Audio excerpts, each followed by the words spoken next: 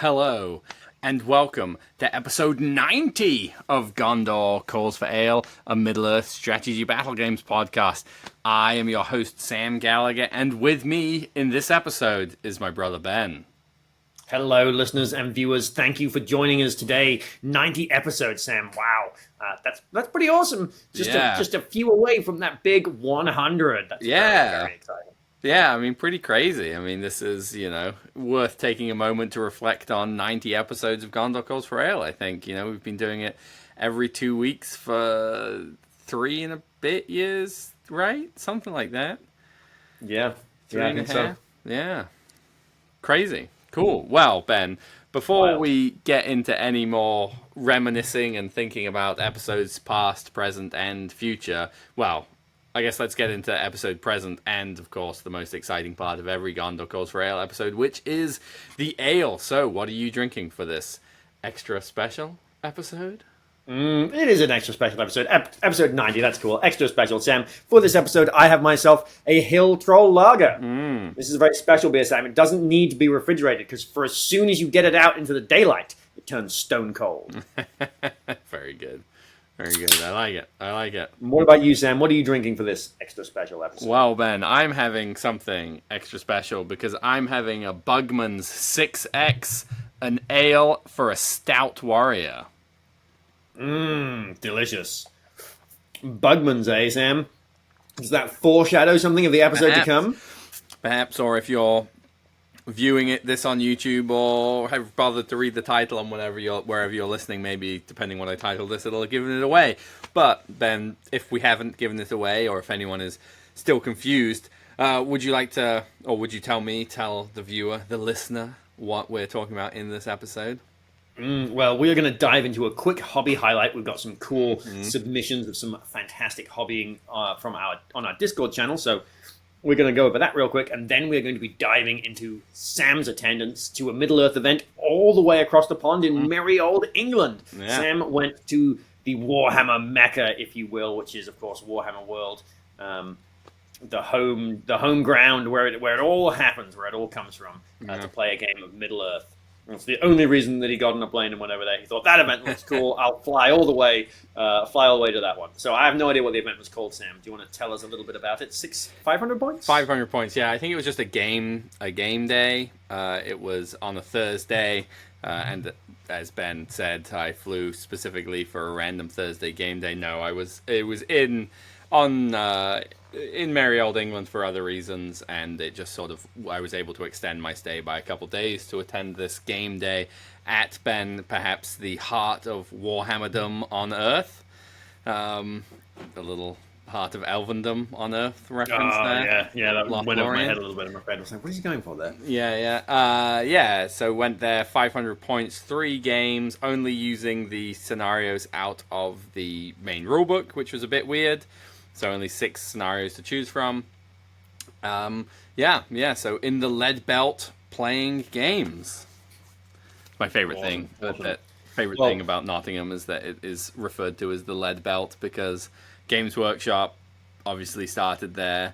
Warlord Games and Foundry are all also based in down the road from each other, which is funny.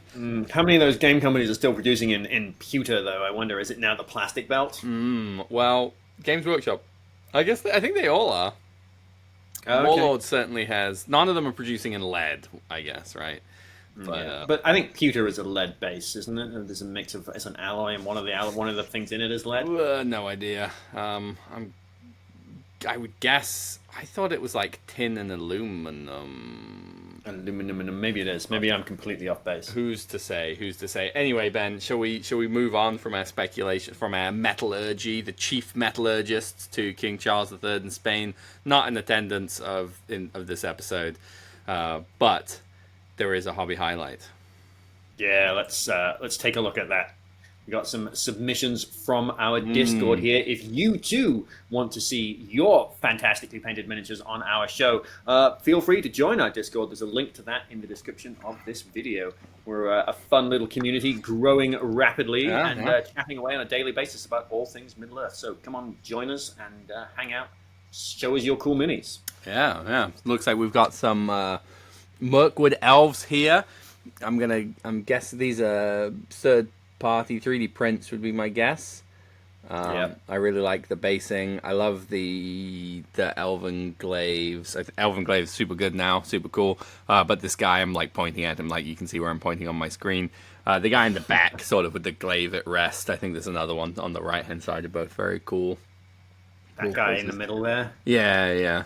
It's one of the things I quite like about this color palette. It's like a muted purple and like a coppery gold, and whether intentional or not, it looks almost like the kind of light that you get sometimes right at sunset, where the whole world kind of turns like gold. It's like sort of dark, difficult to see, gloomy underneath the trees, but the sunlight catching them. I don't know. I think that the color palette's really nice. Yeah, it's very cool. Nice looking stuff. We got a cool orc banner bearer, obviously from Isengard. He's got a lot of hands. He's had a hand making that banner. So. Yeah, no, awesome. With the sort of classic Morgul skull in the back and covered in hands, looks great. And these guys, we got some more updates from my favorite Dunlandings, the yellow Dunlandings. I don't know what. I guess you just use Dunlanding horsemen in like an Isengard list, for, maybe. Or could be Isengard, could be Wolf Riders as well. That's true. They could be. Yep, they could be Wolf Rider proxies. But either way, they've got the skulls on them. Super cool. Nice to see that part of the movie brought to life. Yeah, or brought to plastic at least. Living plastic. And that is it for our hobby highlights, Sam. Right. So tell us about your event. Here is your army list. All right. So keeping going strong with the Beverages Horde, Ben. At 500 points, my goal for this was to have more hill trolls. So I had Burda. The army's led, of course, by Burda, the hill troll chief. In his warband, there is 1 hill troll, 5 Angmar orc warriors with shield, 4 Angmar Orc Warriors with Spear, 1 Angmar Orc Warrior with Banner, 2 Warg Riders with Shield, and 1 Warg Rider with Throwing Spear.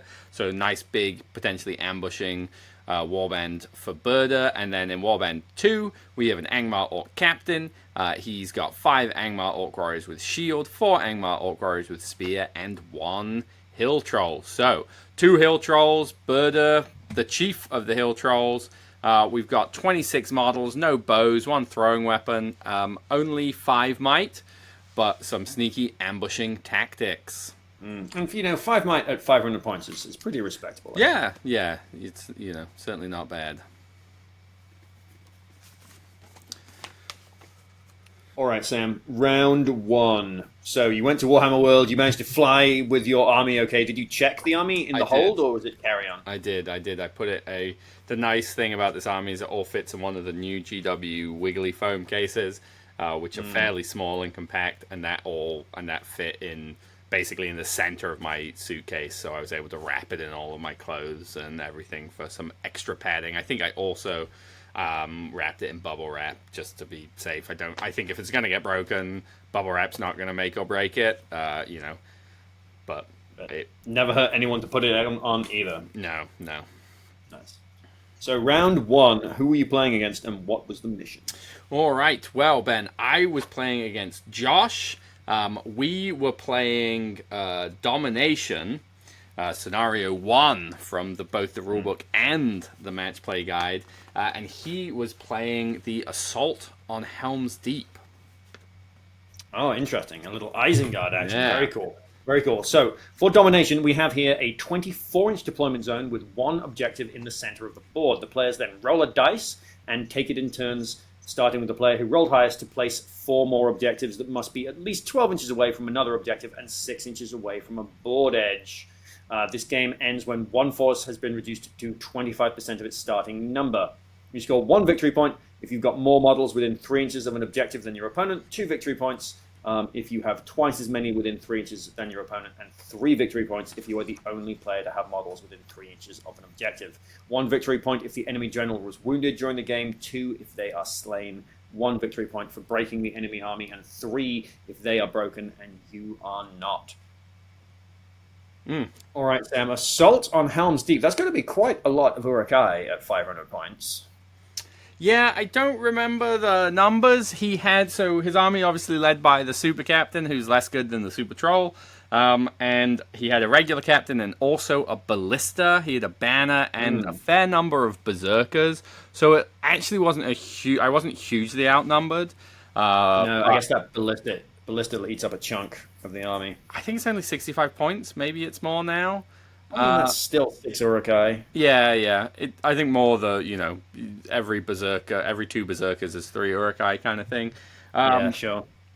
But yeah, it was cool. So we were playing on sort of an Amon Henny board. It's really interesting, obviously, playing at Warhammer World. This is all official GW terrain. There was a fair amount of, you can see these trees are Sylvaneth wildwoods, but they're put on stands, and 2 of them have been cut down, and they have their, trunks have been cut in half and sculpted up to look like, they've got wood grain kind of thing, or not wood grain, circles.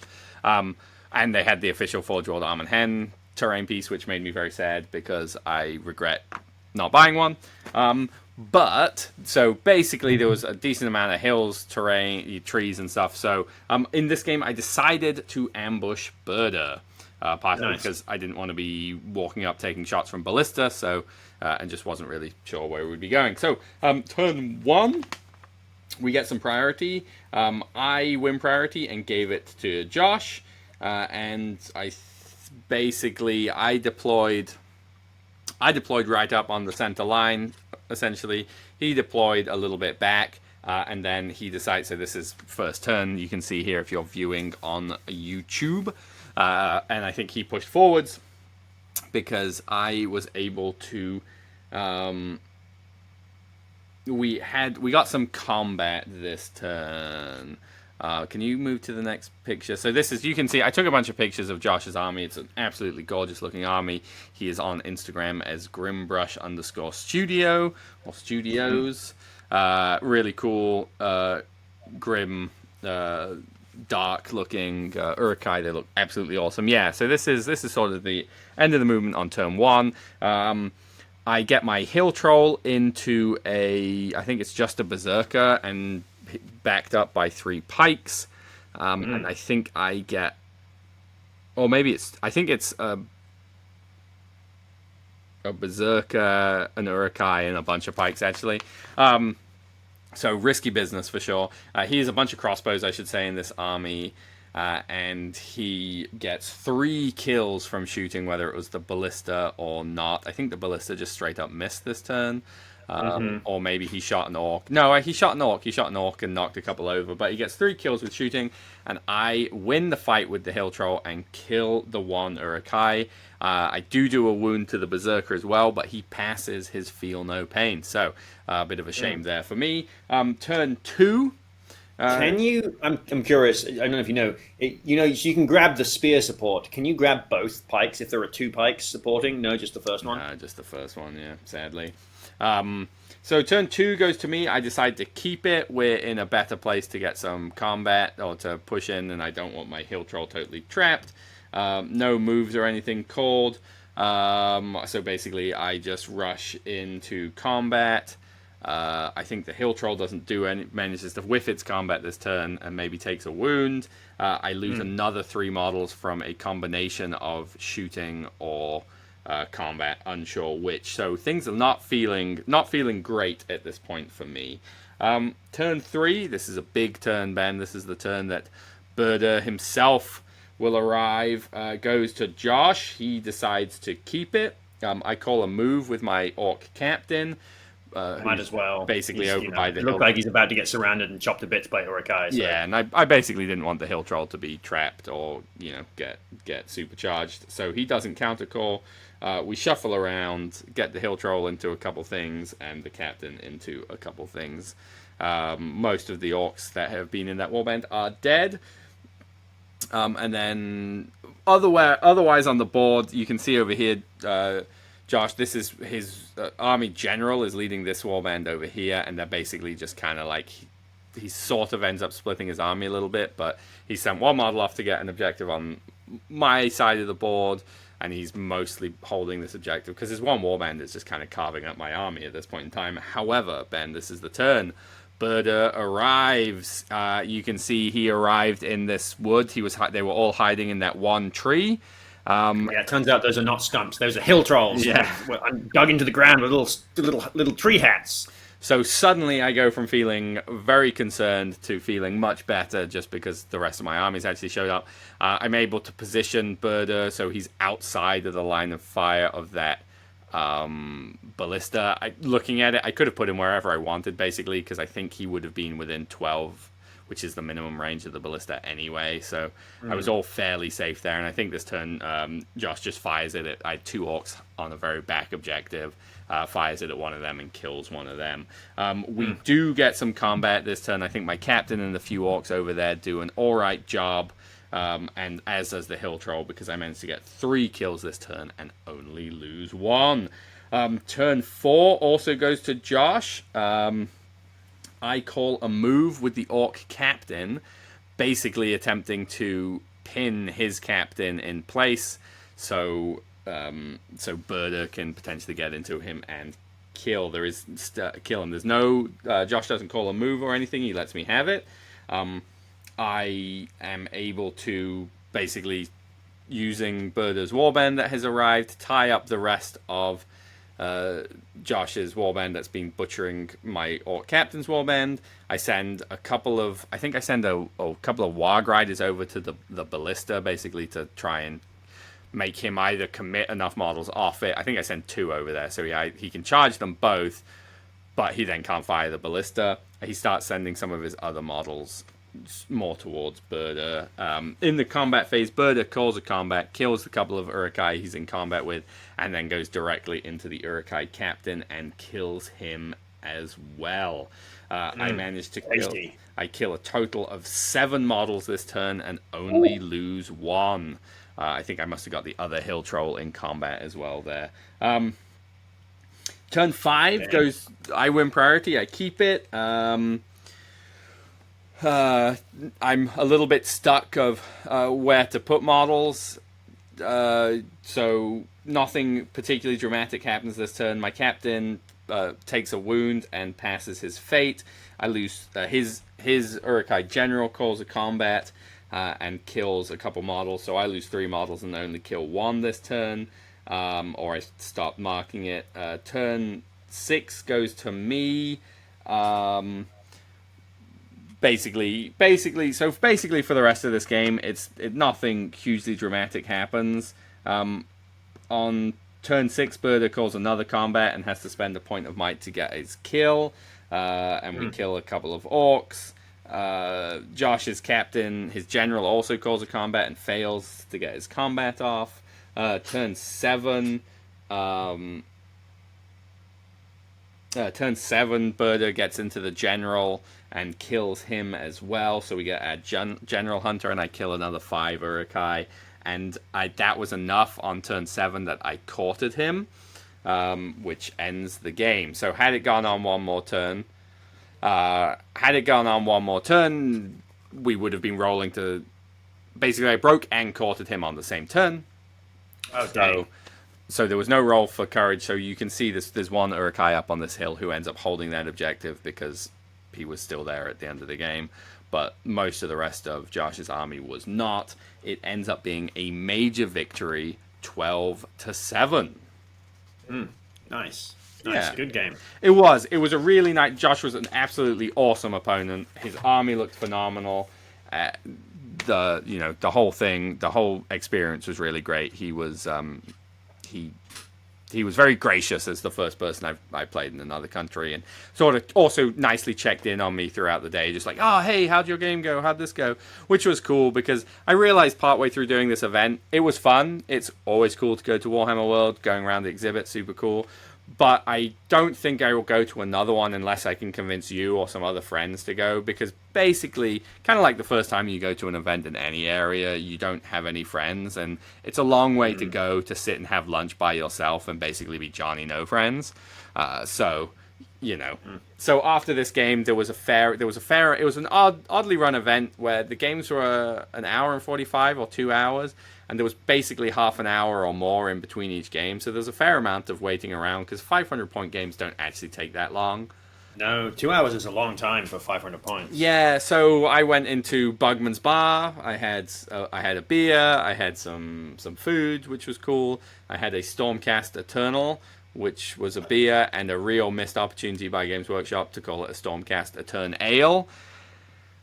Games Workshop is not on their beer pun games like us, and No. we can't really hold that against them. But maybe they should hire us out instead. Absolutely. If you want some beer puns and for us to talk about your Lord of the Rings products, you send me Lord of the Rings, and I'll send you beer puns for sure. Deal. But great game, and I think we can move along into round 2.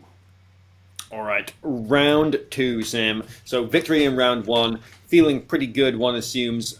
Tell me all about round 2. Yeah, so I felt even better. Well, I had some feelings going into round 2 because at the end of each round they put up what the next scenario was, and we were playing Reconnoitre, which is a scenario that is absurdly good for Birder's Horde, and I was playing against Dave, who was playing an army that is absurdly bad at Reconnoitre, especially against Birder's Horde, which was the 3 Trolls. Oh, man.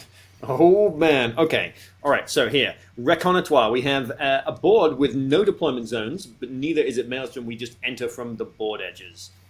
Using the reinforcement table on a 1, 2, or a 3, the warband doesn't arrive, but gets +1 next turn. On a 4, 5, or a 6, the warband arrives. The game will end when one army has been reduced to 25% of its starting number. You score 4 victory points if more of your models have escaped the battlefield via your opponent's board edge than vice versa. If you get twice as many as them, you get 8 points. And if you get at least 3 and 3 times as many as them, you would score 12 points. You score 1 victory point for each hero that exits the board, up to a maximum of 3. 1 victory point if the enemy general was wounded, 2 if they are slain, 1 victory point if the enemy army is broken, and 3 if they are broken and you are not. Ooh, okay, so Reconnoitre Birder's Horde against the 3 Trolls. That's, you just got to make sure you've got 26 guys, you just got to make sure that you leave, 9 of them on the board for the Trolls to kill. Yeah, so... Yeah, it was an interesting game, and it was really... Well, we'll get into it. There's sort of not a huge amount to talk about this game. Obviously, I ambushed Birder and his whole warband.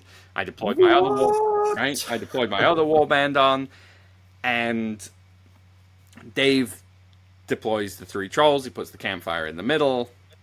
We're playing on, I guess, kind of what's the Doggle Door. There were Doggle Door ruins, some woods, some other stuff. There was a big Doggle Door. Before you dive too much into the game, do you remember what 2 upgrades he took for the Trolls? He took 4 bellies and Nothing Like a Warm campfire. So 18-inch banner on the campfire and 3/3/3 across the Trolls. Nice. Solid ones for sure. Solid choices. Yeah, so there was a big ruin right by his board edge. Kind of, yeah. So I ambush Birder. We get a couple turns of moving up. I kind of assumed, I think if I were him, I would have sent my Trolls up, because between all of them, I think they're worth 13 models if they all get off the board, plus 3 heroes.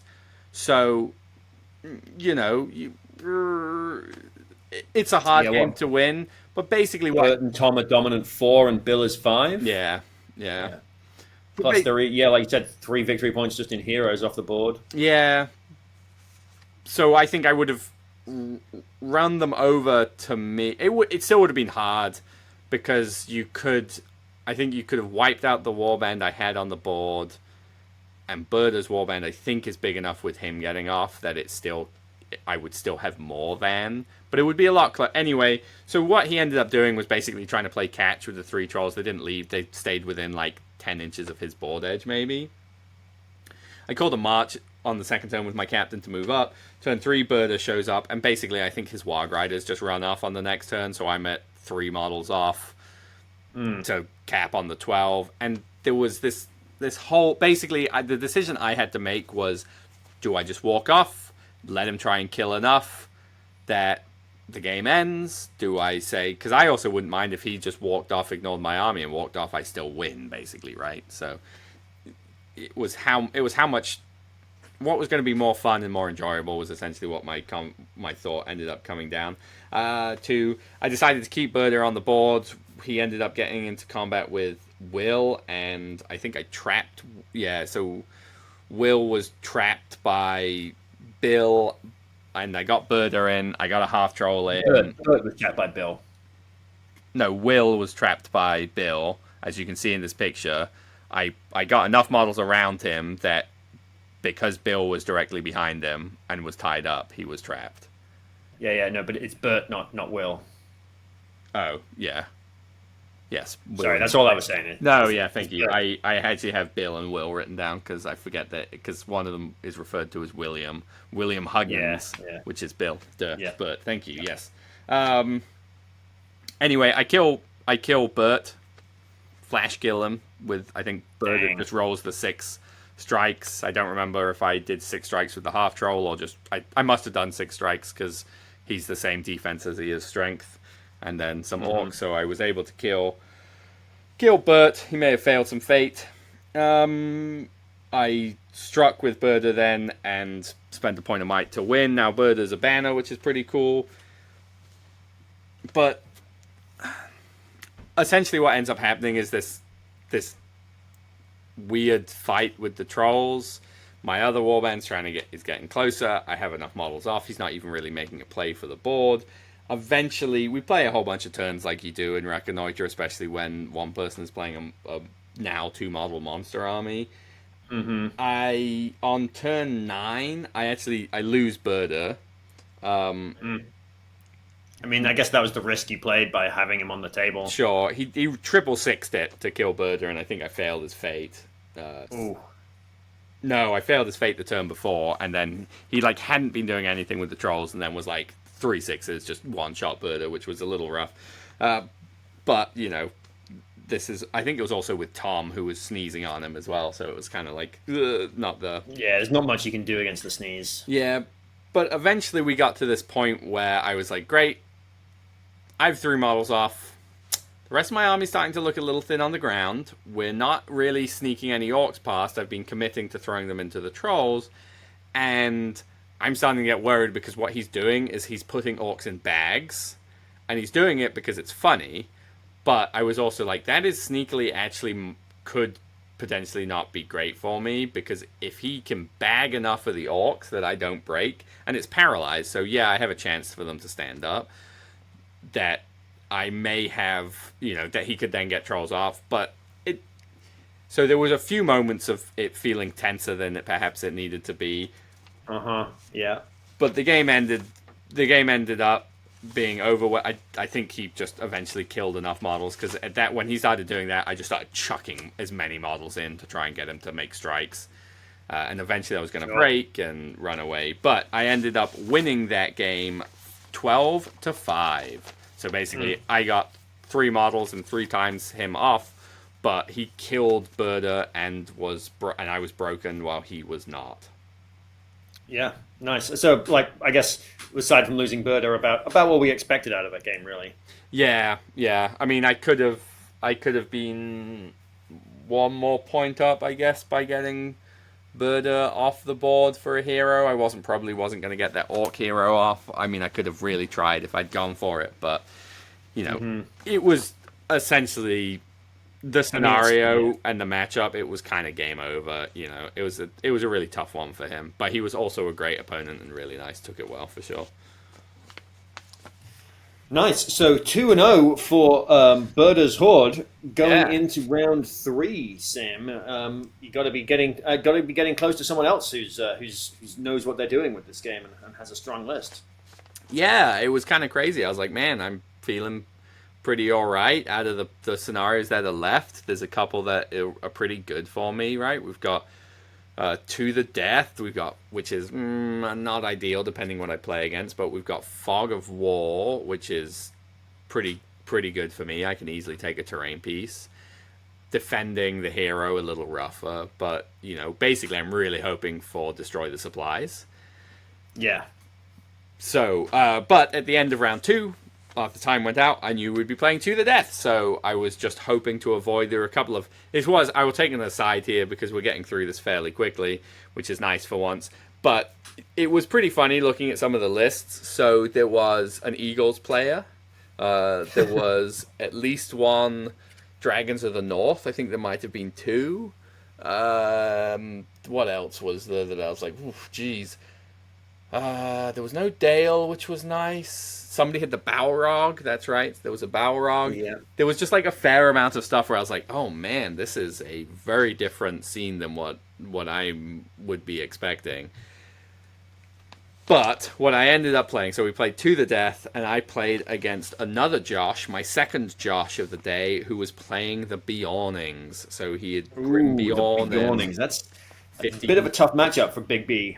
Yeah, yeah. So, and we were playing To the Death, Ben. So do you want to give us a read Yeah, through? all right. To the Death. A game with a 12-inch deployment zone, nice and simple. It will once again end when one force has been reduced to 25% of its starting number. So all three of your games are ending on quarter for this event. 1 victory point for wounding the enemy general, 3 for killing the enemy general. If the enemy general, I'm sorry, 1 for wounding the enemy general, 3 for wounding the enemy general and leaving them alive with only a single wound, and 5 for killing them. Man, I really struggled through that one there. 3 victory points if the enemy army is broken, 5 if they are broken and you are not. 2 victory points if your opponent has no banners left at the end of the game. 1 victory point if you have at least 1 banner remaining. 2 victory points if you have more banners than your opponent. 3 victory points if the enemy army has been reduced to 25% of its starting number at the end of the game. And 1 victory point for each enemy hero model that has been removed, up to a maximum of 3. Wow, so your banner is worth 4 victory points in this scenario against the Beornings. Yeah. So this was an interesting one. We were playing on an Osgiliath table. There were a lot of ruins, not much difficult terrain, but just a lot of like corridors and stuff. And I decided once again to ambush Burda. I think probably was a mistake. He had a fair number of great bows. I think he had like 4 or so. Hindsight being 2020, I should have deployed Burda, but whatever, I didn't. I did consider, Ben, I was thinking about this, and I was like, do I go for the win? Because I could go for the win by basically deploying, being as far away as him as possible, and hiding my banner. And that's 4 points. I would win. He would really struggle to equal those points. And I guess if he breaks you without being broken, that's worth 5. Sure. So, but I would basically just have... He would have to come to me. There were enough corridors. And essentially what I would be doing if I was doing this, the way I played the game is hide the banner, be far away, waste his time walking to me or shooting at me. He's not going to get 14 kills or whatever it is he needs in shooting. And the hope is that he basically ends up getting frustrated and moves poorly, where he's just like, I'm trying to move quickly to get my slow-moving army over to you. I'm hiding in the corner. You put enough Beornings out in a situation that I can jump you with half-trolls, or not half-trolls, hill-trolls, because the hill-trolls totally fine fighting Beornings. You outfight them, you're always getting the hill-troll cunning. You're going to struggle to kill... You can only kill 1 a turn, but you can engage into 2, and you're rolling the same number of dice with the potential of, like, probably removing 1, right? Not the most fun way to play, but definitely when you're, 2-0, and I was thinking of bringing Gondor Calls for Ale dominance to the UK, what I decided to do instead was play a bit more of a normal game. I ambushed Burda. I deployed my warband basically across from him. I don't know if I deployed first or if he did, but I hid my army as best as possible, and I was like, this is great. I'm going to use this terrain to my advantage. I'm going to sort of like, for some dumb reason, basically I decided, I was like, I'm going to use choke points. This is going to be great. Turns out his army is much better in choke points than mine, and basically that's what happened. So we get a couple turns going on. So this is turn 3. Bird has shown up in that ruin. His Grimbeorn is a bear and is being an absolute menace. And essentially I get pretty unlucky. There was 2 turns of like Birder losing to a Beorning and a Hill Troll also losing to a Beorning. You can see that Birder and a Hill Troll in this sort of back part of the ruin because they deployed on the other side of it and were trying to come around. And what ended up happening is I picked a bad spot to engage, and I was fighting in the choke points. I had more big bases. His little bases were able to stop my big monsters getting in, or when they were only fighting 1.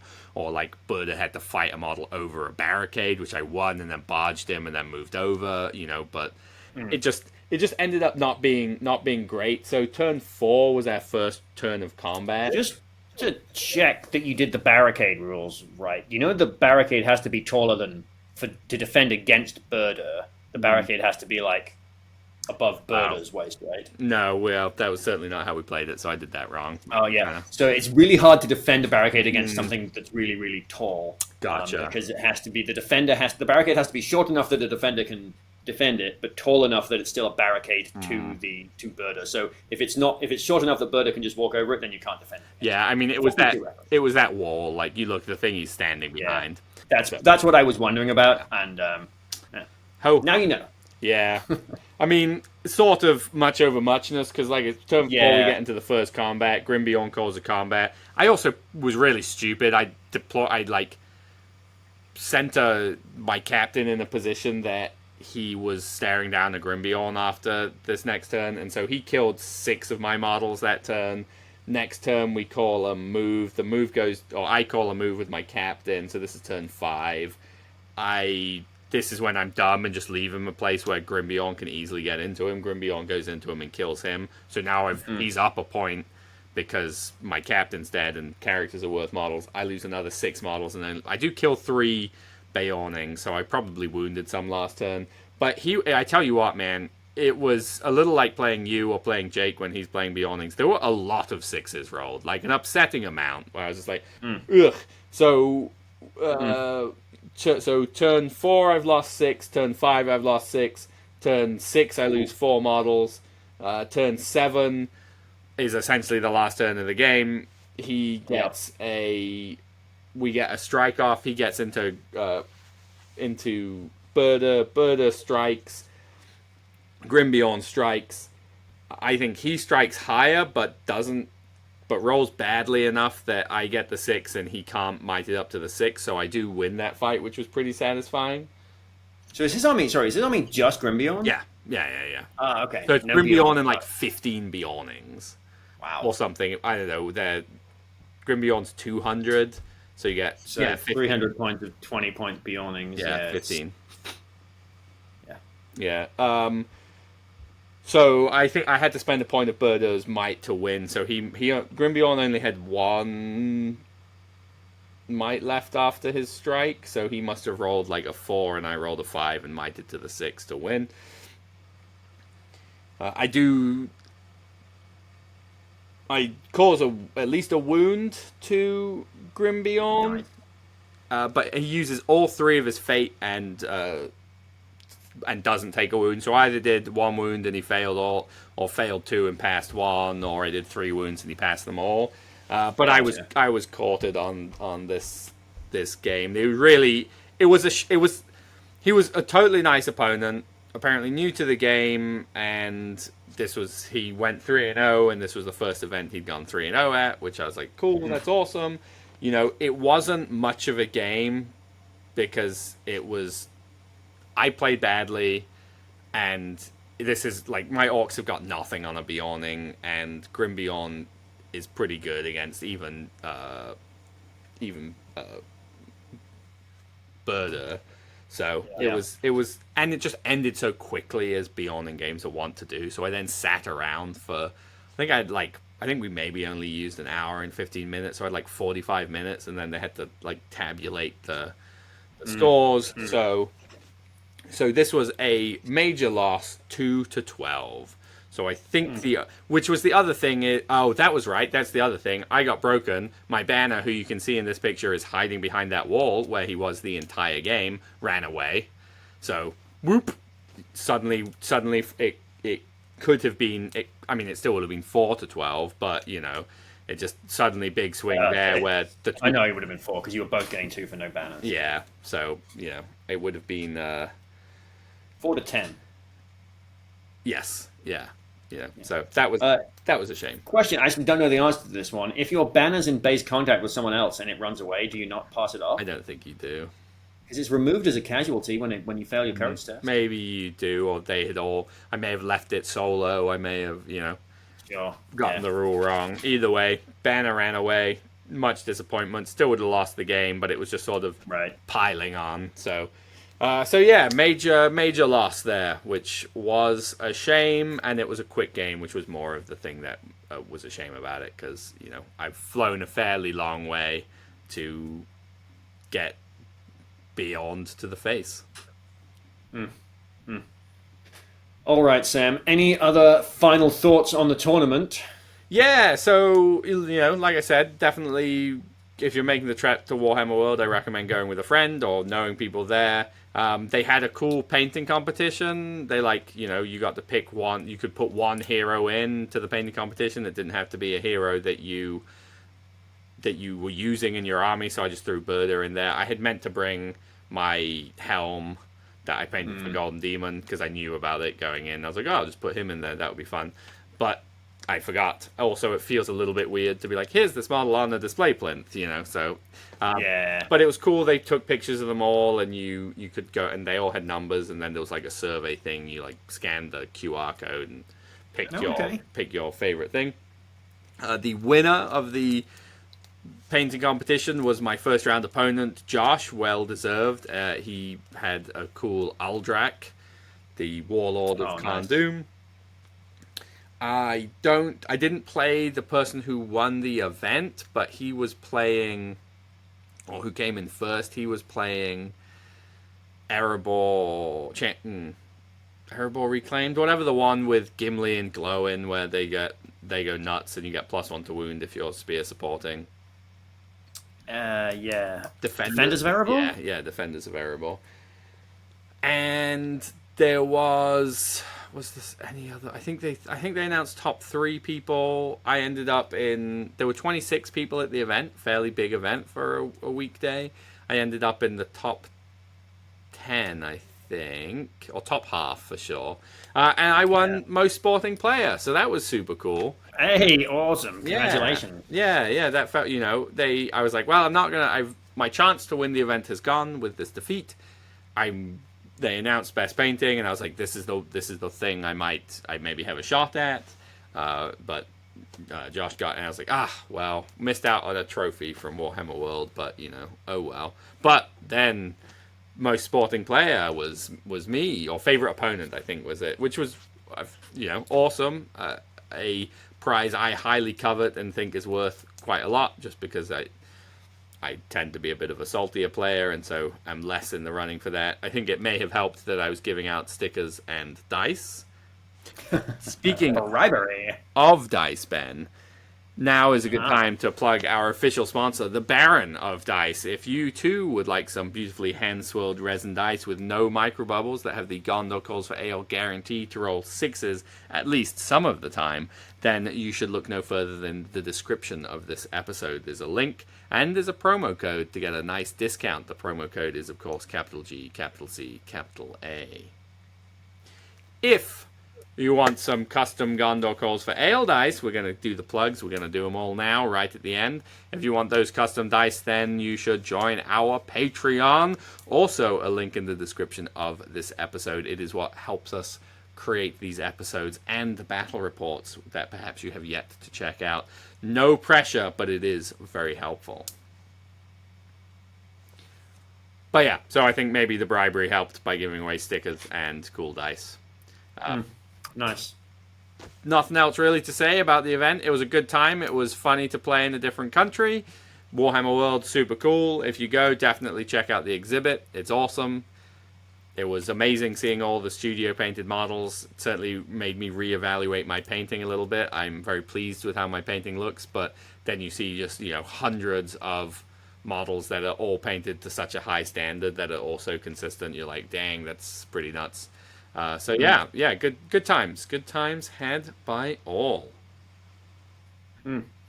Marvelous. Well, a little jealous I didn't get to go with you, but glad you got to get over there and represent us. Yeah. Well, next time, Ben. Next time we'll Throne of Skulls, maybe one of these years. Yeah, that would be awesome.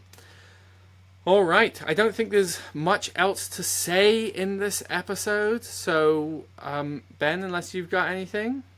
No, I don't think so. I think we can sign off from episode 90. Thank you for listening. Thank you for watching. Subscribe to the YouTube channel if you haven't. Check out some of our battle reports if you haven't. Or if you have, check them out again. And we'll be back in 2 short weeks. Thank you for listening to Gondor Calls for Ale. We hope you have enjoyed this episode. We at Gondor Calls for Ale are officially sponsored by the Baron of Dice, the producer of premium wargaming dice. These beautifully hand-swirled resin dice have no micro bubbles and are therefore perfectly balanced. With over 3,000 variants and unique designs, nearly every tabletop gaming system is represented. So check out the description of this episode for a link and a discount code. Go buy yourself some new dice and let the good times roll. We at Gondor Calls for Ale are not associated with Games Workshop, New Line Cinema, or the Tolkien Estate. We hope we have not misrepresented or offended anyone. These recordings are strictly recollections of games we've played and are not commentaries on the character or competence of our opponents. They are intended purely for entertainment, and we hope they will be taken as such. You can find us on Patreon, see the link in the description. Supporting Gondor Calls for Ale there helps us continue to produce these episodes. You can find us on Instagram at Gondor_calls_for_ale. Feel free to send us a message there. Or on Facebook as Gondor Calls for Ale, another great place to send us a message. Or you can send us an email at gondorcallsforale@gmail.com. As Boromir, Captain of the White Tower, once said, remember today, listener, today this episode was good.